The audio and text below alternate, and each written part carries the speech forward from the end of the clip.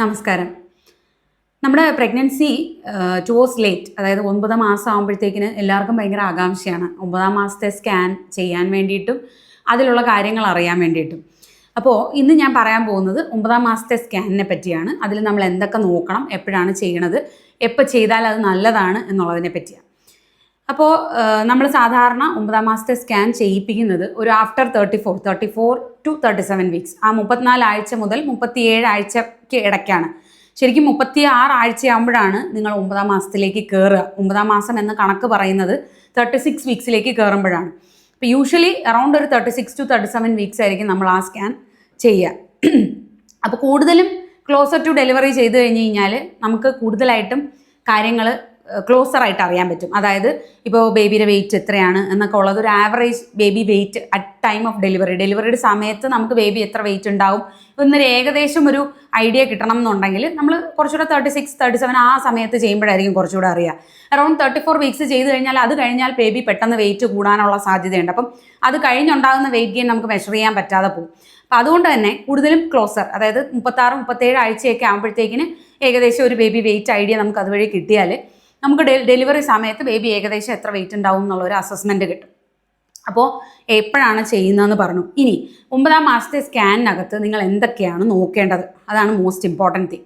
പലരും വന്ന് ചോദിക്കുന്ന കാര്യമാണ്, 9 മാസത്തെ സ്കാൻ ചെയ്ത് കഴിഞ്ഞല്ലോ, ഇനിയിപ്പോൾ ഡേറ്റ് എപ്പോഴാണ്, ഡെലിവറി ഡേറ്റ് എപ്പോഴാണ്. ശരിക്കും 9 മാസത്തെ സ്കാനിനകത്ത് നിങ്ങൾക്കൊരു ഡേറ്റ് ഓഫ് ഡെലിവറി എഴുതിയിട്ടുണ്ടാവും. EDD എന്ന് പറഞ്ഞിട്ട് ഒരു എക്സ്പെക്റ്റഡ് ഡേറ്റ് ഓഫ് EDD അല്ലെങ്കിൽ EDC എന്ന് പറഞ്ഞിട്ട് ഒരു എക്സ്പെക്റ്റഡ് ഡേറ്റ് ഓഫ് ഡെലിവറി എഴുതിയിട്ടുണ്ടാവും. നിങ്ങളുടെ ലാസ്റ്റ് മെൻസസ് ഡേറ്റ് അല്ലെങ്കിൽ നിങ്ങൾ ഫസ്റ്റ് സ്കാൻ ചെയ്തപ്പോൾ ഉണ്ടായ ഒരു ഡേറ്റ്, അതായത് അന്ന് കാൽക്കുലേറ്റ് ചെയ്ത ഡേറ്റ് ഓഫ് ഡെലിവറി എഴുതിയിട്ടുണ്ടാവും. ഇതിലേതാണ് കറക്റ്റ്? പലർക്കും ഉണ്ടാകുന്ന ഡൗട്ടാണ്. പലപ്പോഴും ഞാൻ പറയുന്നൊരു കാര്യമുണ്ട്, നമ്മൾ സ്കാൻ വെച്ചിട്ട്, അതായത് സ്കാൻ മെഷീനിൽ നമ്മൾ സ്കാൻ ചെയ്ത് ഒരു ബേബിയുടെ സ്കാൻ റിപ്പോർട്ട് എടുക്കുമ്പോൾ ആക്ച്വലി അത് ബേബിയുടെ ഗ്രോത്ത് അനുസരിച്ചിട്ട് സ്കാൻ മെഷീൻ ഒരു ഡേറ്റ് കാൽക്കുലേറ്റ് ചെയ്യും. അതെന്തുകൊണ്ടെന്ന് പറഞ്ഞാൽ അതിപ്പോൾ കുറച്ചുകൂടെ ലാർജർ ബേബി, അതായത് നമ്മളിപ്പോൾ 35 ആഴ്ചയിൽ മെഷർ ചെയ്യുന്ന ഒരു ബേബിയാണ്, ബേബിക്ക് 36 ആഴ്ച വരെ വളർച്ചയുണ്ട് എന്നുണ്ടെങ്കിൽ സ്കാൻ കാൽക്കുലേറ്റ് ചെയ്യുന്ന ഡേറ്റ് ഓഫ് ഡെലിവറി എന്ന് പറയുന്ന സ്കാൻ മെഷീൻ കാൽക്കുലേറ്റ് ചെയ്യുന്ന ഡേറ്റ് ഓഫ് ഡെലിവറി കുറച്ചുകൂടെ ഒരാഴ്ച മുന്നത്തെ ഡേറ്റ് ആയിരിക്കും. അതായത് ലാസ്റ്റ് മെൻസസ് ഡേറ്റ് വെച്ച് കാൽക്കുലേറ്റ് ചെയ്യുന്ന ഡേറ്റിനേക്കാളും ഒരാഴ്ച മുന്നത്തെ ഡേറ്റ് ആയിരിക്കും. ഇൻ കേസ് ഇപ്പം നമ്മൾ 35 ആഴ്ചയിലെ ഒരു ബേബീനെ മെഷർ ചെയ്യുന്നു, ആ കുട്ടിക്ക് 34 ആഴ്ചയുടെ ഗ്രോത്ത് ആണ് ഉള്ളത് എന്നുണ്ടെങ്കിൽ സ്കാൻ മെഷീൻ കാൽക്കുലേറ്റ് ചെയ്യുന്ന ഡേറ്റ് ഒരാഴ്ച കൂടെ കഴിഞ്ഞിട്ടായിരിക്കും. അതായത് ലാസ്റ്റ് മെൻസസ് ഡേറ്റ് വെച്ച് കാൽക്കുലേറ്റ് ചെയ്ത ഡേറ്റ് കഴിഞ്ഞിട്ട് ഒരാഴ്ചയും കൂടെ കഴിഞ്ഞിട്ടായിരിക്കും.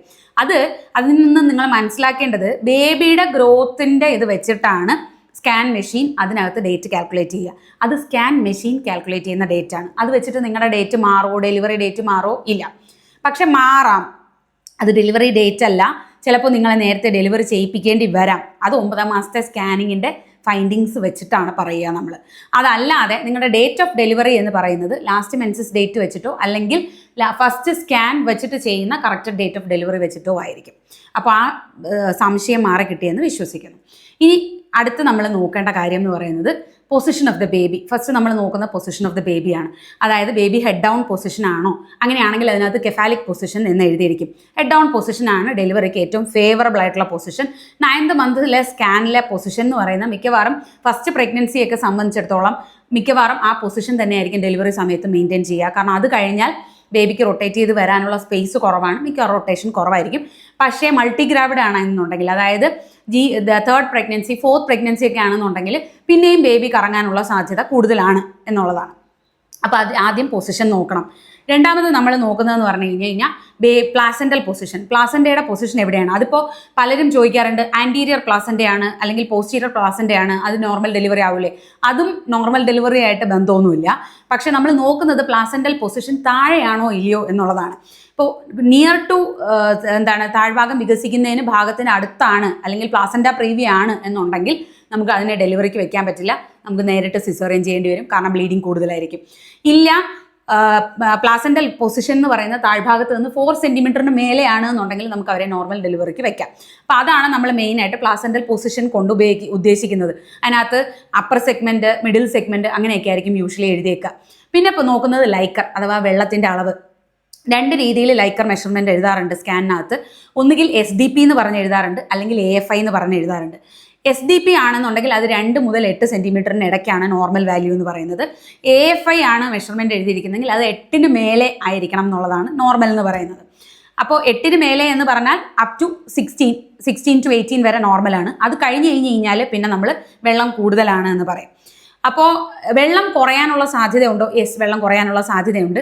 ടുവേഴ്സ് ലേറ്റ് പ്രഗ്നൻസി, പ്ലാസൻ്റ നേരത്തെ മെച്ചുവർ ആവുകയാണെന്നുണ്ടെങ്കിൽ കുട്ടിയിലോട്ടുള്ള രക്തോട്ടം കുറയാനും അത് കാരണം കുട്ടിക്ക് മൂത്രം ഒഴിക്കുന്ന കുറയാനും അത് കാരണം ചുറ്റുമുള്ള വെള്ളം കുറയാനും സാധ്യതയുണ്ട്. വെള്ളം കുറവ് വന്നാൽ അത് അൺഎക്സ്പെക്റ്റഡ് ആയിട്ടുള്ള ഉള്ളിൽ വെച്ചുള്ള കുട്ടികളുടെ മരണത്തിന് കാരണമാകും. അതുകൊണ്ട് തന്നെ നമ്മൾ അങ്ങനെയുള്ള പേഷ്യൻസിനെ നേരത്തെ ഡെലിവറി ആക്കണം എന്ന് പറയും. പിന്നെ നമ്മൾ നോക്കുന്നത് ബേബിയുടെ ഗ്രോത്താണ്. ബേബിയുടെ ഗ്രോത്ത് നമ്മൾ മെഷർ ചെയ്യുക 4 മെഷർമെൻറ്റ്സ് എടുത്തിട്ടാണ്. അതായത് തലയുടെ 2 മെഷർമെൻറ്റ്, തലയുടെ സർക്കംഫറൻസും അതായത് വട്ടം, അതിൻ്റെ കൂടെ തലയുടെ മാക്സിമം ഡയമീറ്റർ, ഇത് രണ്ടും എടുക്കും. അതുപോലെ വയറിൻ്റെ സർക്കംഫറൻസ് എടുക്കും. അതിനെയാണ് അബ്ഡമിനൽ സർക്കംഫറൻസ് AC എന്ന് അതിനകത്ത് മെഷർ ചെയ്തിരിക്കുക. പിന്നെ വരുന്നത് കാലിലെ തുടയലിൻ്റെ നീളം, അതായത് FL അഥവാ ഫീമർ ലെങ്ത്. ഈ 4 മെഷർമെൻറ്റ്സ് വെച്ചിട്ടാണ് നമ്മളെ ബേബിയുടെ വെയിറ്റ് മെഷർ ചെയ്യുക. ഇതിൽ നമ്മൾ അബ്ഡമിനൽ സർക്കംഫറൻസ് ആണ് ഏറ്റവും മോസ്റ്റ് ഇമ്പോർട്ടൻറ്റ്. ബാക്കിയുള്ള ഇമ്പോർട്ടൻ്റ് അല്ല എന്നല്ല, മോസ്റ്റ് ഇമ്പോർട്ടൻ്റ് അതാണ്. കാരണം എന്തുകൊണ്ടെന്ന് പറഞ്ഞാൽ നമ്മളൊരു 32 വീക്സിൽ ഒരു ഗ്രോത്ത് സ്കാൻ ചെയ്ത് കഴിഞ്ഞാൽ അത് കഴിഞ്ഞ് ബേബിക്ക് ചിലപ്പോൾ സഡൻ ആയിട്ട് ഗ്രോത്ത് റെസ്ട്രിക്ഷൻ വരാം. അത് കഴിഞ്ഞ് 34 ആഴ്ച കഴിഞ്ഞതിന് ശേഷം സഡൻ, അതുവരെ നോർമലി വളർന്നുകൊണ്ടിരുന്ന ബേബി അത് കഴിയുമ്പോൾ സഡൻ ആയിട്ട് ഒരു ഗ്രോത്ത് റെസ്ട്രിക്ഷൻ വരാം. അതിനെ ലേറ്റ് ഓൺസെറ്റ് IUGR അഥവാ ലേറ്റ് ആയിട്ട് വരുന്ന ഗ്രോത്ത് റെസ്ട്രിക്ഷൻ എന്ന് പറയും. അങ്ങനെയുള്ള ബേബീസ് 32 ആഴ്ചയിൽ നമ്മൾ മെഷർ ചെയ്ത് വെച്ച ഒരു വെയിറ്റ് ഉണ്ടാവും. അത് കഴിഞ്ഞ് അധികം വളർന്നിട്ടുണ്ടാവില്ല 36 വീക്സിൽ സ്കാൻ ചെയ്യുമ്പോൾ. അപ്പോൾ അങ്ങനത്തെ ബേബീസ് ആണെന്നുണ്ടെങ്കിലും ഉള്ളിൽ വെച്ച് അനക്കം നിന്ന് പോകാനുള്ള സാധ്യത കൂടുതലാണ്. അങ്ങനെയുള്ള ബേബീസിനെ നമുക്ക് നേരത്തെ ഡെലിവറി ചെയ്യേണ്ടി വരാം. പിന്നെ നമ്മൾ നോക്കുന്നതെന്ന് പറഞ്ഞാൽ ബേബിയിലോട്ടുള്ള രക്തോട്ടം നോക്കുമ്പോൾ നമ്മൾ മെയിനായിട്ട് ശ്രദ്ധിക്കുന്നത് 2 ഭാഗത്തോട്ടുള്ള രക്തോട്ടമാണ്. അതായത് ഒന്ന് തലച്ചോറിലോട്ടുള്ള രക്തോട്ടം, 2 പൊക്കിൾക്കൊടി വഴിയുള്ള രക്തോട്ടം. ഇതിന് രണ്ടിനും എന്തെങ്കിലും പ്രശ്നങ്ങൾ ഉണ്ട് എന്നുണ്ടെങ്കിൽ, അത് കുട്ടിയിലോട്ടുള്ള രക്തോട്ടം കുറവാണ് എന്ന് കാണിക്കുന്നുണ്ട് എന്നുണ്ടെങ്കിൽ നമുക്ക് നേരത്തെ ബേബീസിന് ഡെലിവറി ചെയ്യേണ്ടി വരാം. അപ്പോൾ പലരും ചിന്തിക്കുന്നത് ഇത് വെച്ചിട്ട് നോക്കുമ്പോൾ പൊസിഷൻ കറക്റ്റ് ആണോ, മറുപിള്ള മേലെയാണോ എന്ന് മാത്രം നോക്കിയാൽ മതി എന്നുള്ളതാണ്. പലരുടെ അടുത്തും നമ്മൾ ഗ്രോത്ത് കുറവാണ് അല്ലെങ്കിൽ വെള്ളം കുറവാണ്, അത് കാരണം നേരത്തെ ഡെലിവറി ആക്കേണ്ടി വരും എന്ന് പറയുമ്പോൾ പലർക്കും ദേഷ്യമാണ്, പലർക്കും ബുദ്ധിമുട്ടാണ്. കാരണം ഡേറ്റ് ആയില്ല, അതിന് മുന്നേ എന്തിനും ഡെലിവറി ആക്കുന്നു എന്ന് പറയുന്നു എന്നൊക്കെ ഉള്ള പല സംശയങ്ങളും പലർക്കും ഉണ്ടാവും.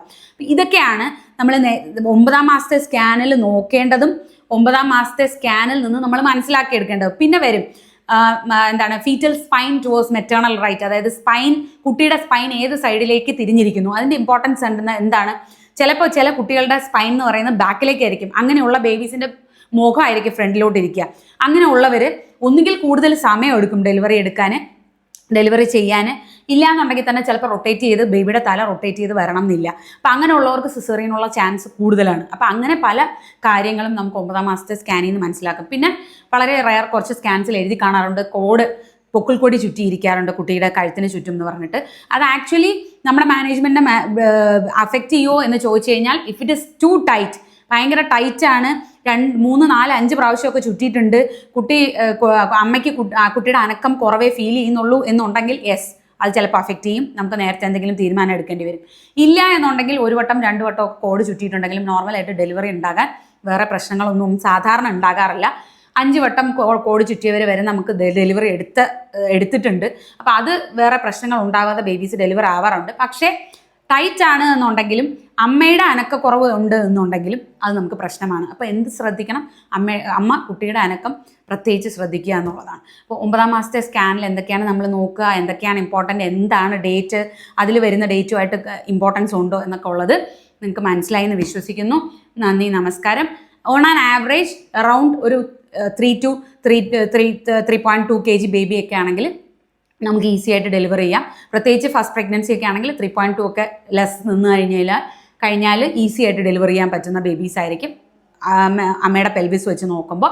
പക്ഷേ ഒരു മൾട്ടിപ്പാര, അതായത് ഒരു 4-ാമത്തെ 5-ാമത്തെ ഒക്കെ പ്രഗ്നൻസി ഒക്കെ ആയി കഴിഞ്ഞ് കഴിഞ്ഞാൽ മേ ബി ഒരു 3.6 3.8 ഒക്കെയും ചിലപ്പോൾ അവർ നോർമലായിട്ട് ഡെലിവറി, അബൌട്ട് 4.2 വരെ ഡെലിവറി ചെയ്തവരുണ്ട്. അപ്പോൾ അത് ഓരോരുത്തരുടെ അമ്മയുടെ ഇടുപ്പെല്ലൊക്കെ അനുസരിച്ചിരിക്കും. അങ്ങനെ വെയിറ്റ് കണ്ടിട്ട് നമ്മൾ പേടിക്കേണ്ട കാര്യമില്ല. 3.6 kg ഉള്ള ബേബീസിനെ ഫസ്റ്റ് പ്രഗ്നൻസിയിൽ ഡെലിവറി ചെയ്യുന്നവരുണ്ട്, ഈസി ആയിട്ട് ഡെലിവറി ചെയ്യുന്നവരുണ്ട്. അപ്പോൾ ഡിപ്പെൻഡ്സ് അപ്പോൺ അമ്മയുടെ പെൽവിസ്, അമ്മയുടെ ഇടുപ്പെല്ല്, കുട്ടിയുടെ ഇറങ്ങി വരല്, കുട്ടിയുടെ പൊസിഷൻ, ഇതെല്ലാം ബാധിച്ചിരിക്കും എന്നുള്ളതാണ്. നന്ദി, നമസ്കാരം.